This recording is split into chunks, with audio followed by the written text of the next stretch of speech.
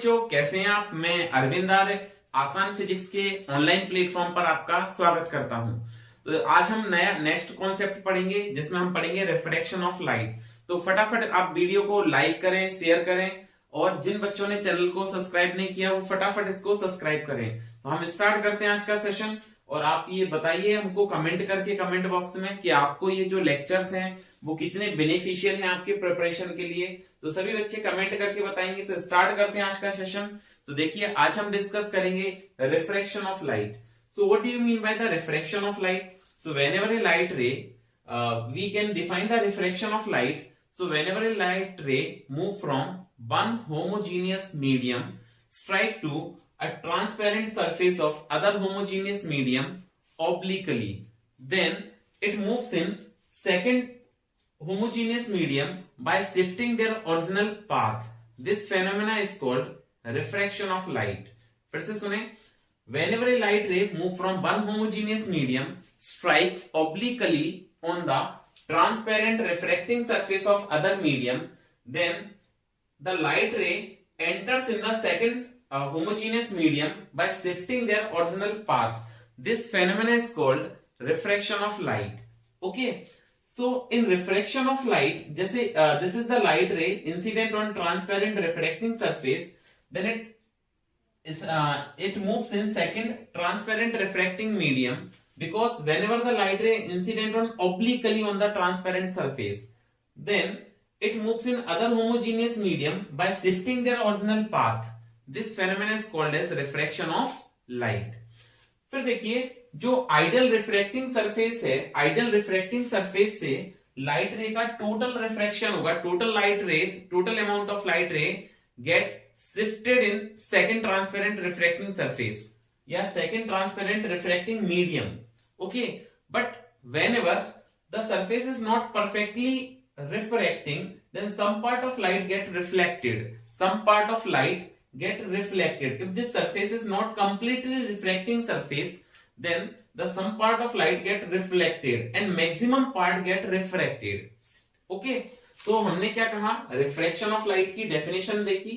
Refraction of light की definition में क्या पढ़ा कि whenever a light ray move from one homogeneous medium strike to transparent refracting surface obliquely, then it enters in the second refracting medium या second homogeneous refracting medium by shifting their original path. This phenomenon is called refraction of light.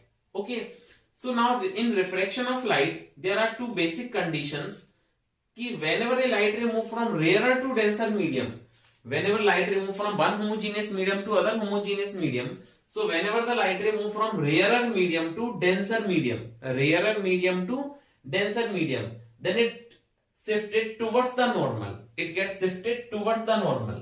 But whenever a light ray move from denser medium to rarer medium, then it shifted away from the original path, yeah, it shifted away from the normal. फिर से सुनिए क्या होता है, whenever a light ray move from rarer to denser medium, then it shift towards the normal. And whenever a light ray move from denser to rarer medium, then it shift away from the normal. So the light ray which are coming from the light source and strike to the transparent surface, this is called incident ray. The light which enters in second refracting surface या second refracting medium, this is called refracted ray, है ना, and this is called as normal. So अगर हम देखें कि why the refraction of light will takes place, why will be the refraction of light will takes place? So देखिए the basic cause of refraction of light is change in velocity of light. Whenever the light ray move from one homogeneous medium to other transparent homogeneous medium, then speed of light become changes or velocity of light become changes. That's why the refraction of light will takes place. Okay, फिर देखिए हमने यहाँ पे ऐसे कहा था कि जो लाइट रे है it strike obliquely on the transparent refracting surface. But if light ray will not strike obliquely on the transparent surface, then what will happen? What will happen? Then in this condition the light ray moves in other homogeneous medium, other homogeneous transparent refracting medium without deviation. Without deviation, यहाँ पे तो deviate हो रही है light ray, because light ray यहाँ पे one homogeneous medium से other homogeneous medium में जा रही है, so it gets shifted from this their original path और deviated from the original path, and this is called as angle of deviation. Angle of deviation. Okay, this is called as what? Angle of deviation. ये आपका angle of deviation कहलाएगा. ये this is the angle of deviation. Okay, but whenever the light ray strike perpendicular on the transparent refracting surface, then no deviation of light ray will take place, and it moves perpendicularly to the other homogeneous medium. Okay so देखिए, this is the deviation of light ray from their original path. Actually light ray का actual path ये था, लेकिन ये shift हो गई, so this is called as deviation angle delta. Same इस case में लाइट रे को ऐसे जाना चाहिए था, लेकिन इतना शिफ्ट हो गई, this is also called angle of deviation delta. ठीक है, अब देखिए इसके बाद हमने क्या बताया कि whenever the light ray move from rarer to denser medium, rarer to denser shift towards the normal, and when denser to rarer it shift away from the normal. फिर क्या बताया? The basic cause of refraction of light is change in velocity of light whenever the light ray move from one homogeneous medium to other homogeneous medium. Now whenever the refraction of light will takes place, then velocity and wavelength of light become changes. Velocity changes and wavelength of light will changes. Velocity and wavelength of light become changes whenever the light ray move from one homogeneous medium to other homogeneous medium. Then velocity and wavelength of light will changes, but frequency and phase remains unchanged. Frequency and phase remains unchanged. So we can say that the speed of light or the velocity of light is given by c equal to nu lambda, where c is called speed of light, which is 3 into 10 to the power 8 meter per second. Nu is called as frequency and lambda is called as wavelength of light. Nu is called what? Frequency of light and lambda is called as wavelength of light. पर देखिए इसमें हम discuss करेंगे laws of refraction of light. So what do you mean by the laws of refraction of light? So we can discuss the laws of refraction of light. Laws of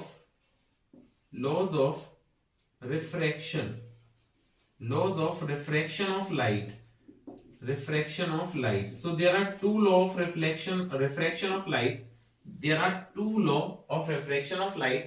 First one is what? Incident ray, refracted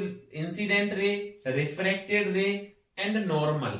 Incident ray, refracted ray and normal always lies in one plane. Always lie in one plane. And second one is the ratio of sine of angle of incidence, the ratio of sine of angle of incidence to the sine of angle of refraction. The ratio of sine of angle of incidence to the sine of angle of refraction is a constant quantity called refractive index. This is called a constant quantity and it is called as what? Refractive index. The ratio of sine of angle of incidence to the sine of angle of refraction is a constant quantity and this is called what? Refractive index. फिर देखिए कैसे define करें, rarer कहां होगा, denser कहां होगा. So देखिए the medium in which particle are separated far apart या सम डिस्टेंस अपार्ट, और जिसमें पार्टिकल क्लोजर होंगे. दो मीडियम को कंपेयर करना है जिसमें दूर होंगे और जिसमें क्लोजर होंगे. जैसे एयर टू वाटर कंपेयर करें तो एयर आपका रेयरर हो गया, वाटर डेंसर हो गया. लेकिन हम वाटर और ग्लास को कंपेयर करें तो ग्लास डेंसर है आपका, वाटर रेयरर मीडियम है.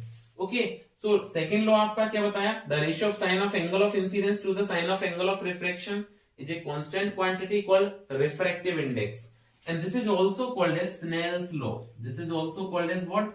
Snell's law. This is called as Snell's law. Okay, so this is the refraction of light. Now some basic conditions for the refraction. So हम उनको discuss करते हैं. तो देखिए हमने क्या पढ़ा था, laws of refraction of light, और laws of refraction of light में हमने डिस्कस किया था the ratio of sine of angle of incidence to the sine of angle of refraction is a constant quantity called refractive index, and this is also called as what? Snell's law. This is also called as what? Snell's law. Now we can say that whenever the light ray move from one homogeneous medium to other homogeneous medium, light ray move from one medium to second medium, first medium to second medium, then refractive index can be written as 1 mu 2. Whenever the light ray move from one medium to second medium, first medium to second medium. Then what is the refractive index? 1 mu 2, or it can be written as mu 2 upon mu 1. That is the refractive index of second medium with respect to first. This is called as what? Refractive index of second medium with respect to first. That is, whenever the light ray move from ear to glass, so it can be written as A mu G.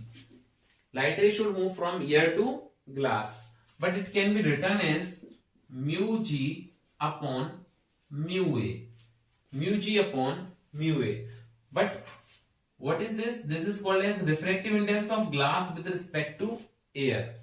So the Snell's law can be written as 1 mu 2, that is the light ray move from one medium to second medium. So 1 mu 2 is equal to sin I upon sin R. 1 mu 2 is equal to what? Sin I upon sin R. Or 1 mu 2 is equal to what? Mu 2 upon mu 1. 1 mu 2 is equal to mu 2 upon mu 1. तो ये आपका equal हो जाएगा sin I upon sin R के. अब आप इसका cross multiply करें, इसका इधर और इसका इधर, तो आपका ये रिलेशन बनेगा mu 1 sin I equal to mu 2 sin R. क्या बनेगा ये relation? mu 1 sin I equal to mu 2 sin R. Very very important relation, इसको आगे हम यूज करेंगे. ठीक है, mu 1 sin I equal to mu 2 sin R. पर देखिए इसमें कुछ कॉन्सेप्ट्स और याद रखिए कि if we can say that कि 1 mu 2, the value of 1 mu 2 is greater than 1. 1 mu 2 is greater than 1. That is, we can say that, or mu 2 upon mu 1 is greater than 1. अगर आपकी mu 2 और mu 1 की value एक से ज्यादा आ रही है, mu 2 is greater than mu 1, इसका मतलब है mu 2 is more than the mu 1. So we can say that if mu 2 is more than mu 1, then ये वाली वैल्यू ज्यादा होगी mu 2, और ये mu 1 वाली वैल्यू क्या होगी आपकी? कम.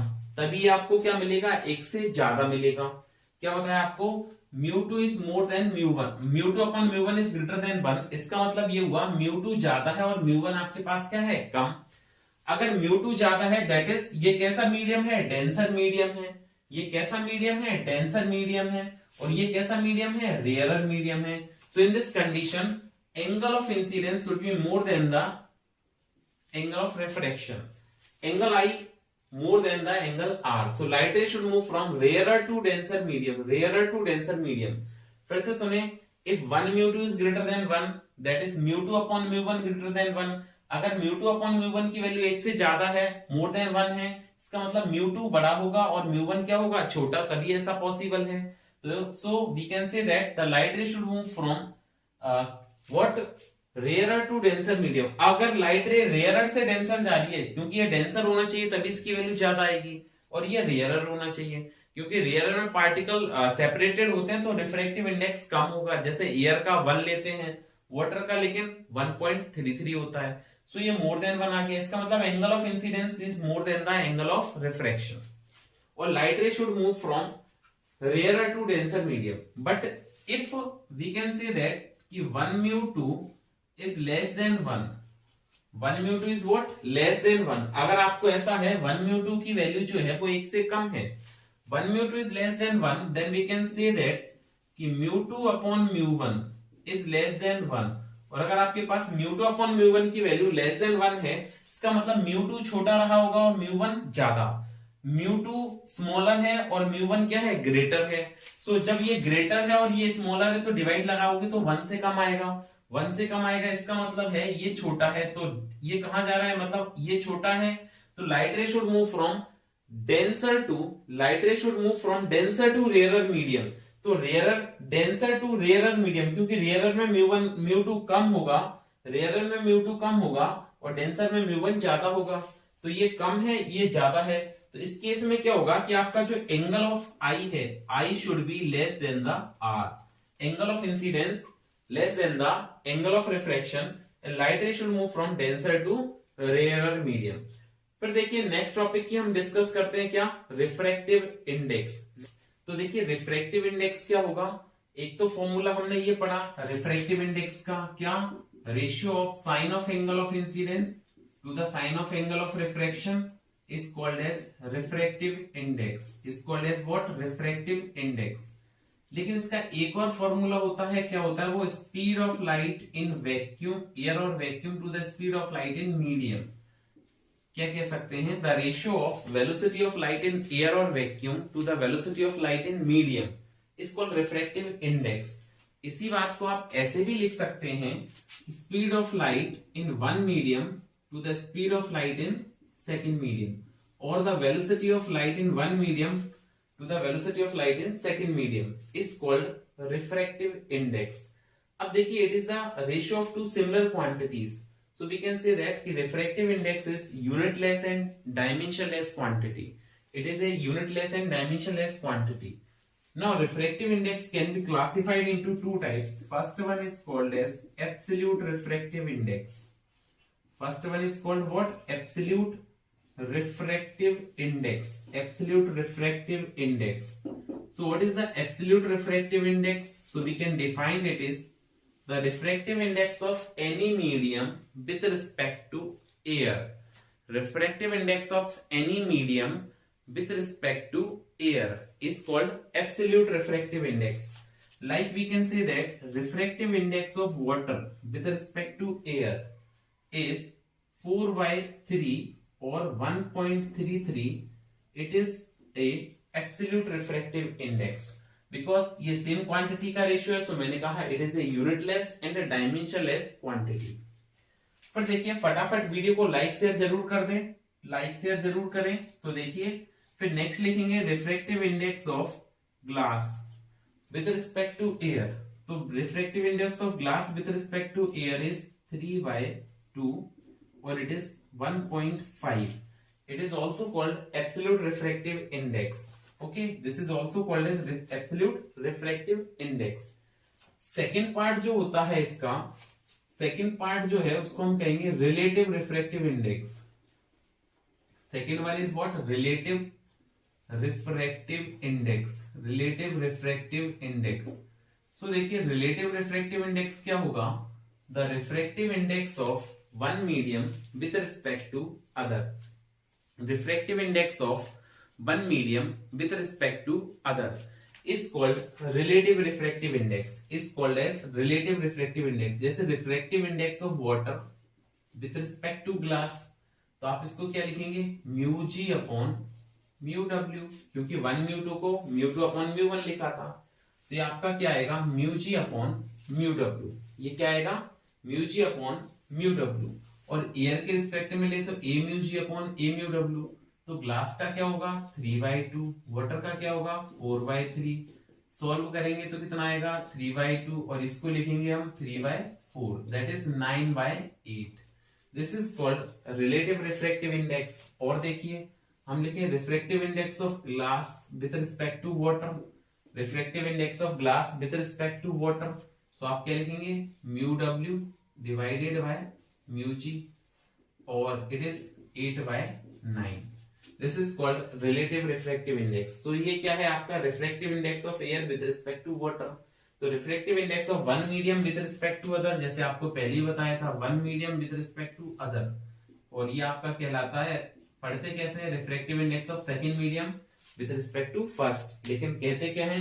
Refractive index of one medium with respect to second medium. So देखिए, ये आपका रिलेटिव रिफ्रैक्टिव इंडेक्स है. फिर देखिए, whenever the light ray move from अगर परफेक्टली एयर की बात करें सो रिफ्रैक्टिव इंडेक्स इज 1, लेकिन वाटर की बात कर रहे हैं तो 1.33 आ रहा है. ग्लास की बात कर रहे हैं 1.5 आ रहा है. इसका मतलब है कि डेंसिटी जितनी ज्यादा होगी मटेरियल की, मटेरियल में डेंसिटी बढ़ेगी तो रिफ्रैक्टिव इंडेक्स ज्यादा होगा. दैट इज पार्टिकल पास पास होंगे तो रिफ्रैक्टिव इंडेक्स बढ़ेगा, और रिफ्रैक्टिव इंडेक्स बढ़ेगा दैट इज डेंसर मीडियम है. डेंसर मीडियम है तो हमको पता है कि मीडियम जितना ज्यादा डेंसर होगा पार्टिकल पास पास होंगे, और पार्टिकल पास पास होंगे तो स्पीड ऑफ लाइट का अपोज करेंगे, स्पीड ऑफ लाइट डिक्रीज होगी. So mu is inversely proportional to speed of light. More the mu less will be the speed of light. और अगर स्पीड ऑफ लाइट चेंज होगी तो ये कम distance cover करेगी, दैट इज वेवलेंथ भी इसके प्रोपोर्शनल है. So mu is inversely proportional to speed of light and inversely proportional to wavelength. सो देखिए आज के लिए इतना ही, मिलते हैं नेक्स्ट क्लास में एक नए कॉन्सेप्ट के साथ। तब तक पढ़ते रहिए, सुरक्षित रहिए और फटाफट वीडियो को अपने फ्रेंड्स को शेयर कीजिए। मिलते हैं नेक्स्ट क्लास में।